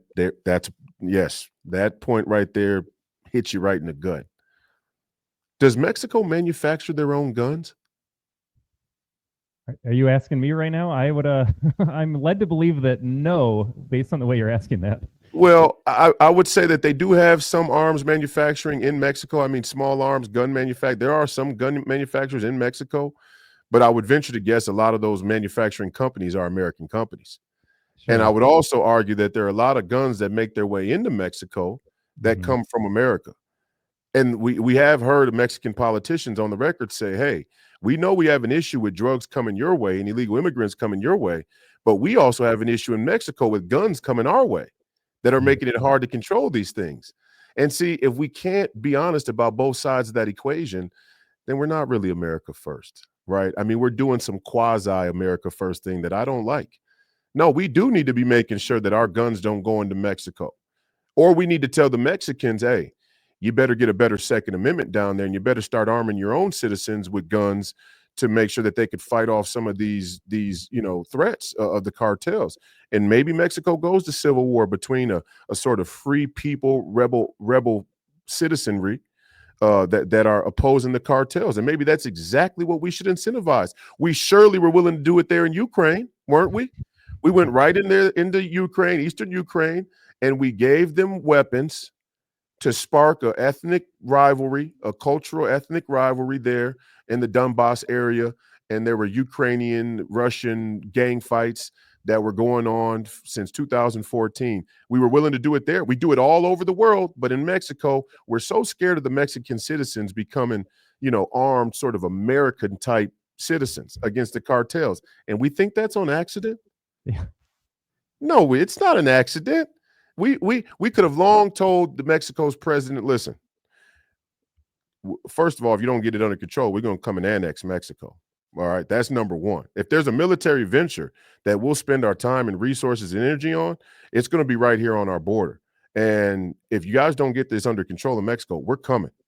We're coming down with the Apaches and we're rolling in there, and Mexico is going to be the last. This is going to be the last chapter that Louisiana purchased. You feel what I'm saying? So, I say it jokingly somewhat, but serious, because we have to put the onus on Mexico, for example, to say, number one, we need to change the way that we deal with our citizens because it has effect on America. Mm-hmm. Not that, in some sense, I don't mean to bully them, but in some sense, again, we have to draw a clear line. And then once we draw a line, now we can start to operate from there. Mexico had, and this is a huge indictment of the Democrats' gun policies, their ideas about gun laws. Mexico has some of the strictest gun laws in the whole world, yet they have some of the greatest gun violence. Mm-hmm. Why? Because the only people with the guns are the cartels and the government. Yep. And the government's in on it in many ways. There's a lot of government, a lot of police that are in on the trade, but the citizens are just innocent bystanders. They have no way to defend themselves. They have no way to organize into small militias. And so the first thing we need to incentivize Mexico to do is, which will never happen now because they just elected a communist, cautionary tale for America. But what we should have done was we should have incentivized Mexico to turn their citizenry and their populace into a more America Second Amendment arm-bearing populace. And then the cartels would have had a natural rebuff, a natural sort of challenge. And that's what we should have done all around the world. The number one hallmark that the post-World War II Democrat liberal order was a lie is, if we wanted to bring freedom and democracy all around the world, the first thing we would have given the people of those countries was a fundamental sense of the Second Amendment. And that way in Korea and Vietnam and in the Kashmir, wherever we are, in Europe and in the Eastern Bloc, wherever we are, wherever we're saying we're defending our national interests by holding these military outposts, if we would have given those people the Second Amendment and we would have given them arms, let's sell them guns. I'm fine with selling them guns. Let them manufacture their own guns, though, hopefully in the long term. But let's get every citizen in Ukraine should have a weapon. Every citizen there in Taiwan should have a weapon. Every citizen there in Korea should have a weapon. And that is the first line of defense against economic and military imperialism. We didn't do that. We like those people depending on us. We like Mexico depending on us. And as so is the case, we're going bankrupt. We're going bankrupt. Hell in a handbasket. And, if somebody's out there and they want to contest that analysis, by all means, be a Dustin Gragey type. Have the courage. Stand up. We'll schedule the X space, and you can tell me how my analysis is off. But so far as I see it, we are going to suffer the same death by 1,000 cuts as the Roman Empire if we keep this up. 100%. Open border situation. It feels trite to say this, and I feel like it shouldn't have to be said anymore, but you keep repeating it. I'll keep repeating it on my platforms. Like, I mean, there is no good reason for an open border, just to bookend that conversation. If it's a deal with the cartel, if it's a deal with the Mexican government, getting drugs smuggled up here, I absolutely believe your analysis that drugs or guns are going back in the other direction. And you don't have to go back that far back in time to look at what Obama did with Eric Holder, sending guns down there and having them marked to see where they end up. I mean, they were exploring. They wanted to find out actually what happens to the guns that we allow to go across the border in the first place. No one wants to talk about that issue. But I love your analysis. I had never thought about it before, but you're so spot on. And when I say I don't like saying the same thing over again, like you only have to look at what every country has done that took away weapons from its citizens. Every communist nation first disarmed the population and then had complete control over the population, which often led to outright genocide. So I love your point talking about arming them and bringing the Second Amendment around the world. If we actually truly believed in individual freedom and limited government, every government around the world should have been afraid of its citizenry, and the exact opposite happened. We supplied governments with power and military control over an unarmed population that was devastated by the wars that we unleashed on them. Right. No, I mean, we didn't want these nations to be self-determining. It's a lie. And so Nope. to all my boomers out there who can't deal with it, and the reason I bring that up specifically is to tie back to what I was saying about the World War II doctrines. The World War II doctrines where we're going to make all these people self-determining. No, we're not. We're making them dependent. And therein lies a scam. We say we want them self-determining as like a, as like a cultural sentiment. It's just like a fluff. It's a propaganda, really, is what it becomes. We don't want them self-determining. We want them dependent on America for all forms of common life in that part of the world. And we can't afford it anymore. That's the beating heart of the crisis that we face now as a nation. We can't afford to be to subsidize the whole world. We can't subsidize the whole world. The American taxpayer cannot subsidize the entire world. And if you get one of these neocons, the first one who says Vladimir Putin's a war criminal, they're a neocon. That's the litmus test. When you get these candidates coming in 2026, they're coming, the midterms they've already begun. And about 12 months out, you'll start seeing these candidates pop up. All you got to do is ask them one question. Is Vladimir Putin a war criminal? Like I asked Dustin Gragey, like Ron DeSantis already said. Now, Ron could say he misspoke or he's since had, has a different opinion or whatever. I mean, all these Upper East Coast Yale Ivy League guys think the same way. I mean, that's the bastion, that's the railhead of this globalist Atlanticist propaganda and worldview. These people think the same way, but ask them, do you think he's a war criminal? Do you think an American citizen who pulls a gun and points it at a cop, should be safe? Do you think that a cop should have to wait for a citizen to pull a gun, point it at them, and fire in order to defend himself? Do you think another citizen should have to do that? These are basic American values that you can expand to the global scale and ask the same questions about geopolitical conflicts, and you come up with very, very simple answers, not complex. We need to demilitarize Eastern Europe. We need to demilitarize Ukraine, NATO, and we need to get off of Russia's border. They've earned that right. And if you want to take it all the way down to a Darwinian sense, let's go there, because some of these people don't believe in God. So they have no real righteous fabric to their morals and ethics. And they're more the Darwinian types, right? Okay, well, let's go all the way down to the Darwinian argument. Russia's earned the right to have some space on their border. They've earned the right through the leadership of their country and what their culture has become. They've earned the right through their scientific ingenuity. They've earned the right through their current political leadership to have the balls to say, give us some space. Now, everybody may not say that, and every country and their leaders have a right to handle geopolitical negotiations the way that they want to. But Russia has said clearly, give us some space.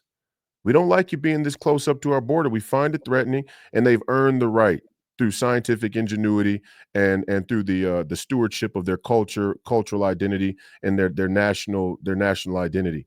So we need to respect that. And if we want to keep the ICBMs are already flying. People don't get it. It's going down. This thing is happening right now.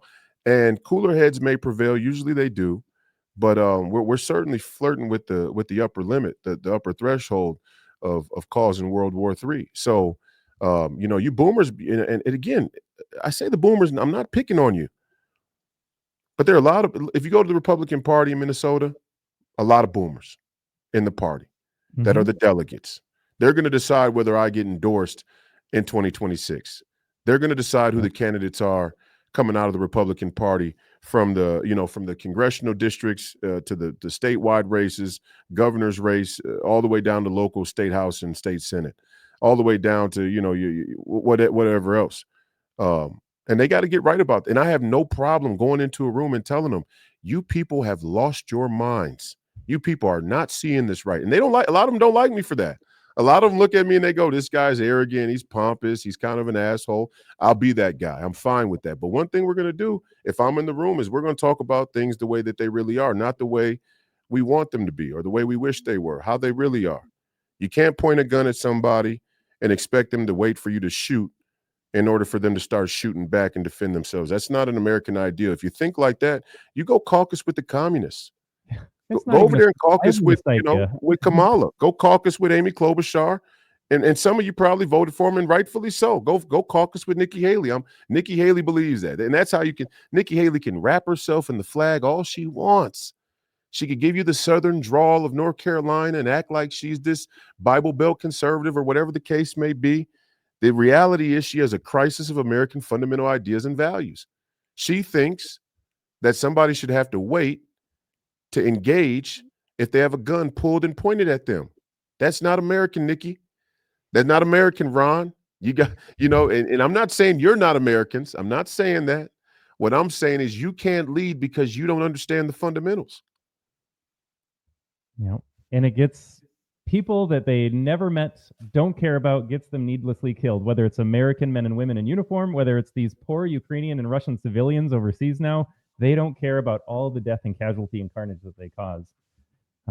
Royce, I got one more question for you. This is a personal issue for me. I apologize. I'm curious your thoughts on the campaign, and then I'll let you go here. I appreciate you coming up on 2 hours with us here.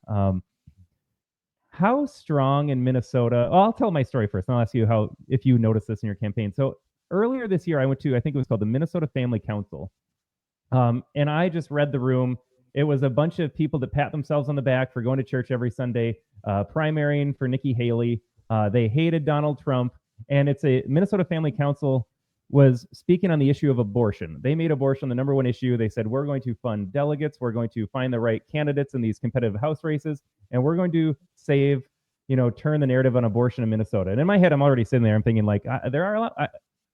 I have thoughts on abortion. I don't think that's the number one issue in Minnesota politics right now. You guys could have pointed out Tim Walz's COVID tyranny. You could have pointed out my property taxes just went up 14% this year. You guys could focus on the economy. You could focus on giving illegals driver's licenses and benefits that I am not entitled to as an American citizen. People struggling to pay their mortgage as American citizens. But they wanted to make abortion the issue. And it seemed to me, and I don't know how much sway they have. I guess that's why I'm asking you, how much did that topic come up in your campaign, or was that a thing for you? To me, it just felt all wrong. It was people fundraising, knowing they're going to likely lose too, but it gets the right people to donate money to them. I guess what is your take on the issue of abortion and not your personal issues? I guess I have my personal issues on what ought to be done. Obviously, it is heinous what Tim Walz has allowed vis-a-vis abortion, but was that a powerful lobby that you were up against, or what was the presence of the abortion? So is the Minnesota Family Council? So which one is the one that Michelle Fishbach's husband runs? Is that the MCCL? Is that what that is? The Minnesota Christians for Life, MCL? That sounds right to me. Okay, so Minnesota Family Council is different, but effectively the same sort of group. They're kind of a Christian conservative lobby. Yeah, that's what they are. Christian conservative, yeah, absolutely. Okay. Well, here's the thing, and I say this with as much grace as I can possibly muster. The greatest crisis in this country is the crisis of Christianity. Yeah, and I don't mean the atheists. I don't mean the leftists and the communists. I mean the Christian community itself. Yeah, because see, we still got allegedly, could be that this is an inflated number, but allegedly we still have some 30 million Christians that decided to sit out of the most important election in American history. But then they'll tune into Fox News and they'll listen to the cultural wedge issues of how Christian values are being strategically carved out of this country's fabric. And I just ask myself, what kind of racket is that? I mean, it is the greatest racket of all time to wrap yourself in the cloth of Christ and then watch as Satanists take your country. And it's a problem in the Christian community nationwide, but right here in Minnesota, it's a little more, I'd say, it's a little more manipulative than that. It's a little more sneaky. Here in Minnesota, I find that the Christian community, especially some of these Christian lobbies, have been placed there to do exactly what we've been talking about, to play the controlled opposition. I don't think that's the problem broadly. I think broadly there's a cultural sentiment that says the spiritual is more important than the political, that the spiritual transcends the political. Therefore, sometimes the political is neither here nor there. It's not even an important issue. We don't place any value on it or put any time or energy into it. I think that's a misread of the gospel. I think when Paul talks about citizenship, Roman citizenship in the Bible, he's making a clear distinction about the value of citizenship itself. And the number one argument that Christians have to be involved in the political process is we've been given a mandate to spread the gospel. Any government policy that impedes the ability to spread the gospel has now become an act of war against Christians, essentially. And Christians should be willing to rebuke, refute, stand, fight, and if need be, die in order for the right to spread the gospel. And that's been impeded against Christians all across America. But in Minnesota, it's like Michelle Fischbach's group, for example, the MCL. I think it's the MCL, Minnesota Christians for Life. And there was a survey that went around the entire Christian community that's connected to that organization. And we went through this whole back and forth where they said the questionnaire, the survey was due at this day or on this day, and then they put a round of them out, and then there were all these Christian churches or Christian institutions in the state that wouldn't have my literature there in the primary because the survey wasn't in. And Michelle Fischbach faced a primary up there in her district, and there was a huge tussle in her convention, right? She was she was endorsed by Donald Trump, and she still couldn't get out of her convention with an endorsement. Mm-hmm. I mean, that is a telltale sign that there's trouble in paradise up there in her district. I mean, at least on the party insider front, which are the people who are probably paying the closest attention to who Michelle Fischbach really is. I mean, your average voter in the congressional district primary probably is not as well versed with the inner workings of what's going on there, but the insider people, the delegates who voted in that congressional district race, they're a good indicator of what's going on there. And so when Steve Boyd decided to run against Michelle, and they couldn't get her out of that convention with a majority for endorsement, that sent shockwaves throughout the entire Minnesota political community. Mm-hmm. And Steve Boyd was one of the more, he was America First, more conservative Christian type platform and message. And I think some of it kind of spilled over onto me, because Steve Boyd and I align so much on the issues, when it comes to the policy. I think that Michelle and probably some other people saw me as, being against Michelle. Now, I don't even know Michelle. And before this campaign, I didn't know Steve. I liked Steve. I met him a couple of times. We stumped together. And that wasn't against Michelle, because, again, I don't know Michelle. I just know here's a guy who I like, who's saying it like it is. I agree with where he's at on the issues. And that's it. And he doesn't have any establishment people behind him. And that's a good litmus test for Great sign. who I want to be associated with. So, and I say that to say this, even Michelle Fischbach, who has one of the more conservative records in the House, and her husband is in charge of a Christian lobby, Minnesota Christians for Life, I believe. Even that can be weaponized. Even that can be weaponized. And again, there's a reason why you saw me underperform Donald Trump in the outstate in those 4 congressional districts that belong to the 4 Republican congressmen members. Mm-hmm. And when the Star Tribune asked all 4 of them if they would support me and endorse me against Klobuchar, their answer was, "We're worried about our own races." And then to make matters even worse, you get the Minnesota Farmers Bureau, who endorses Amy Klobuchar, as well as the 4 Congress members. Now, you got to ask yourself, in what world does the Minnesota Farmers Bureau believe that Amy Klobuchar is anything other than the globalist shill that we all know her to be? In what world does a senator who's selling our rear end to China hand over fist and to BlackRock and all these other multinational corporations, in what world does a Minnesota Farmers Bureau think that Amy Klobuchar is actually defending the sustainability or the viability of our American farmers? It's everything to the contrary. So the Farmers Bureaus was selling their own people out. Mm-hmm. And that's just like the unions. Yeah, some of these unions selling the workers out. Even the police union. The police union endorsing Amy Klobuchar. Come on, Amy Klobuchar supports Ilhan Omar, Governor Walz, Keith Ellison. They're all one team of people. They were defund the police. It doesn't matter what they said on the record. We know who they are. We know where they fell on that issue. It was clear as day. And so the police union is endorsing Klobuchar because what? She is a friend to law enforcement. You can't be pro open border and a friend to law enforcement. The two things don't go together. So, I mean, it's just like we could go through it over and over and circle the wagons. But the issue is people like me need to keep running just to be able to gauge who's who. Like, we're a rangefinder. We're a temperature test for the political waters. Absolutely. Yeah. Smoke them out, understand who you need to primary, and encourage more people. Okay, I listen to Royce White. I see it what it is now. I want to get involved. And hopefully you spark a movement just in Minnesota. Like, I like Royce White. I want to do what he's doing too. And man, it just blows my mind. I'm just going to go back to my comment too. But everything you said, my eyes are getting opened. I follow it. I don't follow it that closely. And then I realize most people don't follow it at all. But when you point out how Klobuchar, of all people, is getting endorsed by these unions, and she will do the exact opposite of what these unions would benefit from. Yeah, I'll support Klobuchar and then endorse these Republican congressmen. Like, you can't circle that square. So just, again, you expose some corruption there.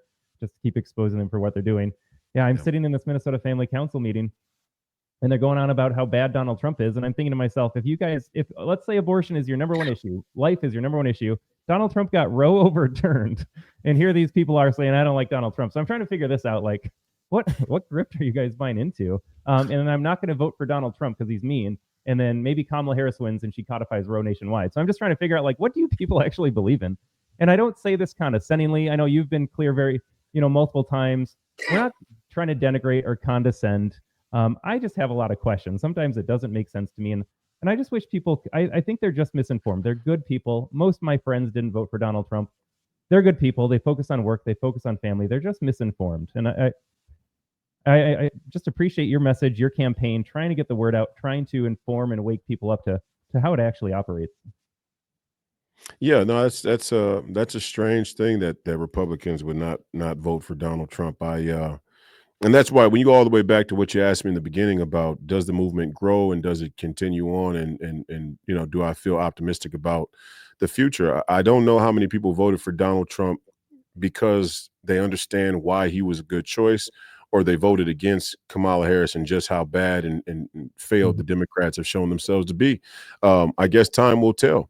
But I do know one thing. As far as Minnesota goes, we will give Minnesotans between now and 2026 the full gamut of information they need to have an informed decision about real substantive policy-based issues. And the number one criticism I got sometimes from Democrats was, You never talk about policy. I want to hear the specific policies. This is all policy. What we're talking about is policy. I mean, it's more the ideology that informs a policy, but this is the policy that we're talking about. And if it happens that we go on that tour across the state of Minnesota and we talk to all of these voters, and they still come out in 2026 having voted for Tina Smith and Governor Tim Walz, or let's say some other rhino neocon in the primary, you get the government you deserve. And by God, we all will. So true. And Royce, I hope to see you in 2026, if it's running for senator, if it's in 28. In Minnesota, Tim Walz can't run again. Is that correct? You get 2 terms, or can he run again? No, I think he can. Okay. Well, yeah, I think he's running in 20. He's running in 20. He's running in 26. Oh, that's right. So you've got some options in 2026 if you decide to put your name on paper again. And I hope you do. Minnesota would be so much better for it if you were there. I said this an hour ago. I didn't want to take too much of your time. We are running up on 2 hours of time, though, Royce. I just want to say I really appreciate you coming on. This was an enlightening conversation for me. I hope our audience can understand what we are up against, and you laid out the case so well. Here's just me talking about this doesn't make sense to me. This is what I see, and you're able to take it to such a deeper level and explain it so well. So I hope that you are able to continue to get out there. I hope you want to get back out there and keep changing minds. But I'm going to give you the last word if you've got any other comments. And how can people find you, Royce? Like, I know you do your own podcast. Where can people find you to just follow you as well? Yeah, I mean, you can go to my X. We usually run the podcast on my X. Monday, Wednesday, Friday is the normal schedule. Saturday mornings, I'm on Real America's Voice at 9 a.m. Eastern for the Royce White Show. So that'll be tomorrow morning. Again, that's 9 a.m. Eastern. I'm planning on going to a daily show on Real America's Voice. We're trying to work out that schedule now. I might end up doing a Sunday edition, a call-in special edition of the Please Call Me Crazy podcast that's on YouTube. It's on Rumble as well. We got to catch up about 10 episodes on the Rumble channel from the later stages of the campaign. So you can find the podcast on Rumble as well. War Room, Steve Bannon's War Room, also runs the podcast on their Rumble channel as well as their Getter account. And yeah, I mean, the thing here is I hope that we get a Never Nikki Haley movement going. I hope there's as strong of a Never Nikki Haley movement as there was a Never Trump movement. I don't think there will be, and that's a huge indictment of the country and of the Republican Party. But 2026 is fast approaching, and we're going. I mean, it's not a matter of if, it's what, and of what, of who. But either way, the net result has to be the same. The net result is there has to be a political shift in the fundamental understanding of Minnesota voters, both Democrat, Republican, and even in the middle, independent, indifferent. So there has to be an educational process that happens. That's what we're committed to over the next 24 months with my campaign. And if the end result should be an electoral victory, then praise be to God. But the point is that somewhere we have to start educating people again, and who better to do it than somebody who's running for office? That's what politicians should be doing. We should be educating our constituents and citizens on the most important issues. So that's what I'm going to be focused on the next 24 months. If there's a Republican party, BPOU, party officer, somebody out there that wants to organize an event in their respective place, area of the state, reach out to the campaign, info@roycewhite.us. You can visit our website, make sure that you reach out. And we want to schedule a time to come to every county, every BPOU in the entire state of Minnesota over the next 24 months, because I guarantee you the Nikki Haley's and the Ron DeSantis's and all the others who, no matter what they say, oppose Donald Trump and the win that we just, enjoyed, they're regrouping. They're going to be recoalesced here shortly. It's already begun. And if we're not careful, we will lose the progress that we just made. And there's no difference between a neocon and a communist. And I'll say this to end. This is a little bit more of a spiritual matter, but the reason why a neocon is essentially a communist is because communism's real goal is to reduce the human existence down to price. And when you reduce the human existence down to price, every single living human being becomes inventory. And in communist nations, you see, they talk about utilitarianism and this sort of government structure that sort of sees people on an equal footing, but they're only equal in that they are all inventory of whatever the ideological goal is of those communist leaders, that communist government regime. And oftentimes it leans into tyranny, and oftentimes you end up seeing genocide. That's the evidence of the communist regimes that have been the most successful in recent history. But the neocon thing, the military-industrial complex thing, is the same thing, same, but different. And essentially, we see every American taxpayer, every American citizen, and all the citizens around the world as a justification for military armament and the increase of military footprint and interest. That is communism. I mean, you can try and slice it any way you want to, but the reality of the situation is, when you get down to the core fundamental, the principle, the military industrial complex is based on inventory, and it turns its benefactors and the people it claims to defend into inventory as well. Our troops, our young men and women who serve as veterans, they got to go and fight these wars.